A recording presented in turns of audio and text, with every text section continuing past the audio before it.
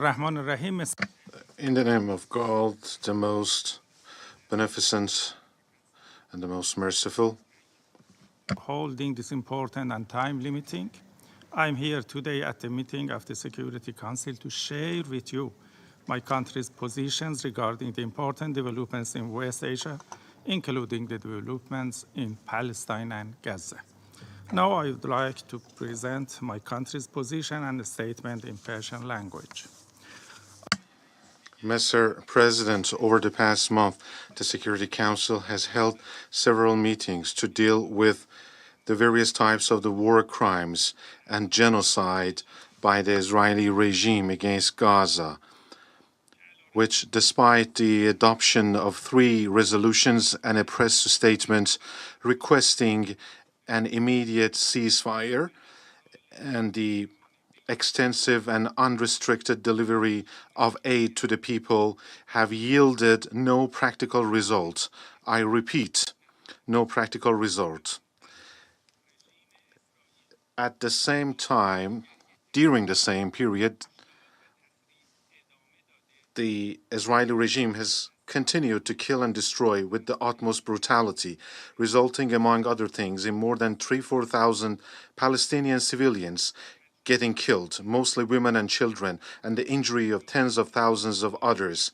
The forced displacement of the population of Gaza and deliberate destruction of more than 70% of the residential areas and infrastructures, including the vast majority of hospitals.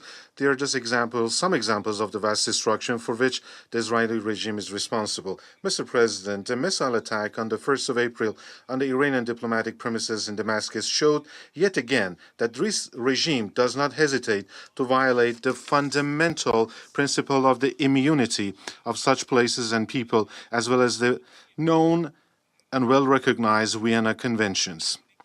As the majority of the members of the Security Council declared at the April 2nd meeting here, the attack was a clear violation of the Charter of the United Nations, international law, and the Vienna Conventions, and thus is strongly condemned. Regrettably, the Security Council had not taken any action during the past month to our official and repeated requests to prevent further attacks by the Israeli regime on Iran's interests, centers, and official military advisors of Iran who were there to fight against terrorism and did not. And due to the unfortunate and completely irresponsible behavior of the United States, the UK, and France in response to this illegal attack, failed even to issue a mere statement containing a simple condemnation. Mr. President, no member state, I repeat, no member state will remain silent in face of such a brazen and serious military attack on its embassy, which is considered a symbol of its sovereignty, as well as the killing of its legal, official, and diplomat agents.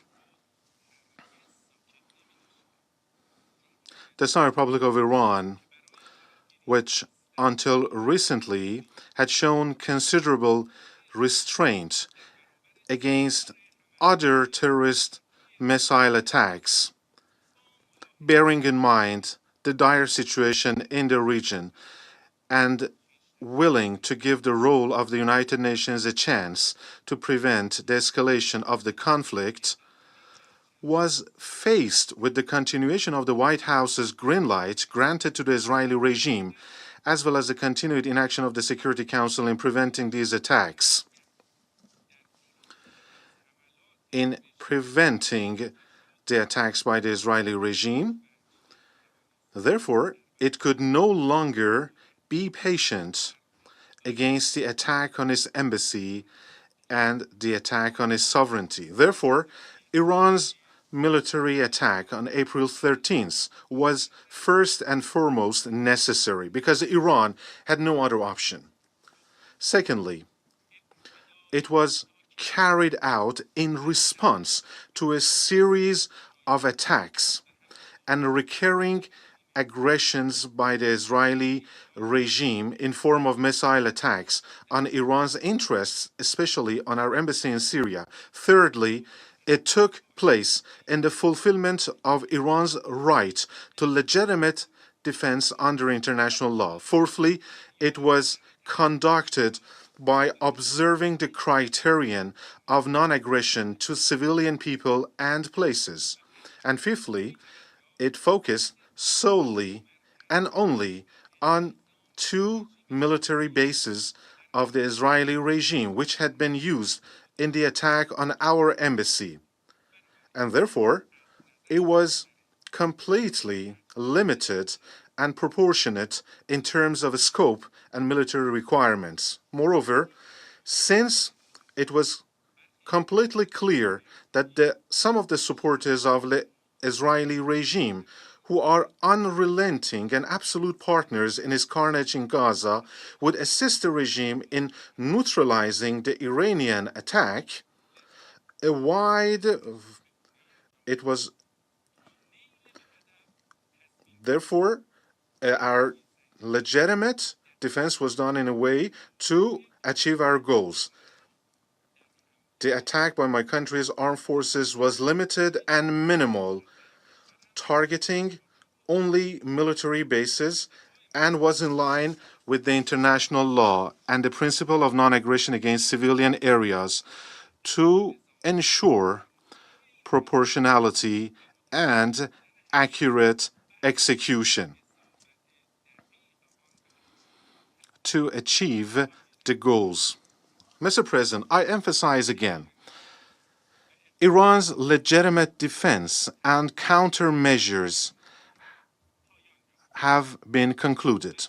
Therefore, the Israeli regime, the terrorist Israeli regime, must be compelled to stop any further military adventurism against our interests. Certainly, in case of any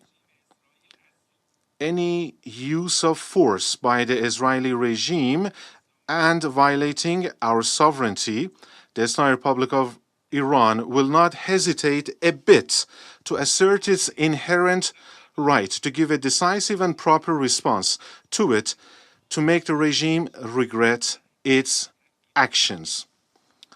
This is an unchangeable decision.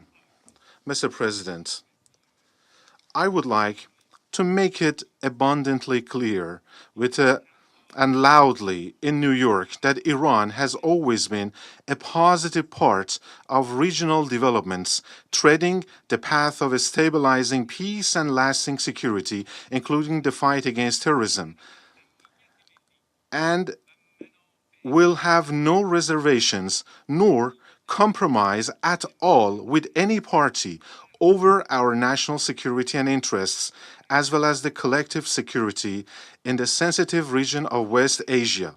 The Security Council must compel the rogue and rebel regime of Israel to immediately stop the war in Gaza. I would like to assure you, Mr. President, that the Islamic Republic of Iran will remain committed to promoting peace and stability in the region. As a matter of fact, when we talk about sustainable security and stability in the region and countering terrorism, it is impossible not to mention the very significant and prominent role played by Iran's Revolutionary Guards Corps, otherwise known as IRGC, in the fight against terrorism. One cannot fail to praise the dedication and selfless sacrifices made by its commanders, especially Major General Qasem Soleimani and Generals Zahedi and Rahimi and their companions who were killed in the recent missile attacks against our mission in Damascus. There is no doubt that sacrifices made by General Soleimani and IRGC in restoring peace to the region and rushing to the aid of the governments of people of Iraq and Syria is known to everyone. In this line, Iran's anti-terrorism military advisors will continue as mightily as ever their efforts to achieve lasting security in the region. Mr. President, the crimes of the Israeli regime during the past days in Gaza and other areas of occupied Palestine, as well as its attacks on other countries in the region, are indicative of several undeniable facts, including, number one, the attacks of this regime have all it takes to be construed as the crime of aggression, war crimes, crimes against humanity, and crime of genocide, and therefore the regime and its allies are fully responsible, and all the commanders, perpetrators, and supporters of those crimes must be held accountable and brought to justice for their atrocious crimes. Number two, the essence and nature of the Israeli regime is based on aggression, occupation, terror, and genocide. Therefore, all of its past actions, such as the so-called peace negotiations, the conclusion of the Abraham Accords, and the normalization of relations, were not only peaceful, but inherently and completely deceptive, and as a result, lacked any practical results to realize the inherent rights of the Palestinian nation. Number three,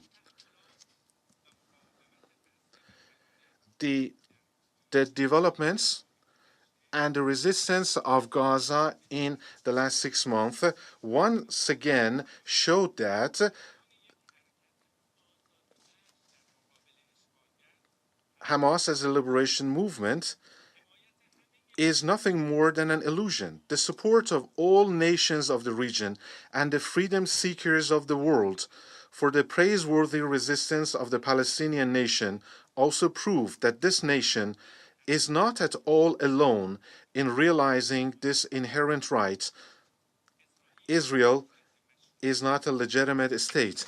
It is only an occupying power, and the passage of time does not and will not give legitimacy to the occupying power, because based on the well-known principles of international law, the occupation of a land is temporary, even if it lasts for decades. Mr. President, the Security Council is strongly expected to shoulder its responsibility and adopt a comprehensive and decisive resolution under the 7th chapter of the United Nations Charter on the following matters. Number one, establishing an immediate, complete, unconditional, and permanent ceasefire in all areas of Gaza, including in Rafah and the West Bank. Number two, full lifting of human blockade against Gaza. Number three, exchange of prisoners for humanitarian purposes. Number four, obligating the regime to immediately and completely and unconditionally withdraw all military forces and their warfare equipment from Gaza, and the necessity of the safe return of the people to their areas and places. Number five, enforcing a comprehensive and immediate arms embargo against the Zionist regime. Six, supporting the legally binding provisional orders of the International Court of Justice, and also providing the basis for the trial and accountability of all the commanders, perpetrators, and supporters of the Israeli crimes in Gaza and other occupied Palestinian territories due to widespread and heinous commission of genocide, the targeted killing of journalists, the UN humanitarian workers, and the repeated use of non-conventional weapons, including phosphorus bombs, against the people of Gaza, and the repeated threats by the Israeli regime officials to use nuclear bombs in Gaza. I would like to reiterate that the root of the Middle East crisis lies in the occupation of the historical land of Palestine, and its comprehensive, just, and permanent solution also lies in providing the necessary ground for the complete and free realization of the inalienable right of the Palestinian people to self-determination through holding a referendum among all the original Palestinian residents, including Muslims, Christians, and Jews, with the help of the United Nations, leading to the establishment of an inclusive government in the historical and motherland of Palestine with Al-Quds as its capital. Mr. President, I would like to conclude my remarks with the universal poem by the world-renowned Iranian poet Saadi, a piece of poem that is engraved on the carpet donated by Iran to adorn the wall of the United Nations building, the very same Iranian carpet that symbolizes the strategic patience, science, knowledge, art, and strength of Iran and all Iranians all over the world. Human beings are members of a whole in the creation of one essence and soul. If one member is afflicted with pain, other members uneasy will remain. Thank you, Mr. President. Amir Abdullahian for his statement. I now give the floor to His Excellency Mr. José Manuel Albares, Minister of Foreign Affairs, European Union and Cooperation of Spain.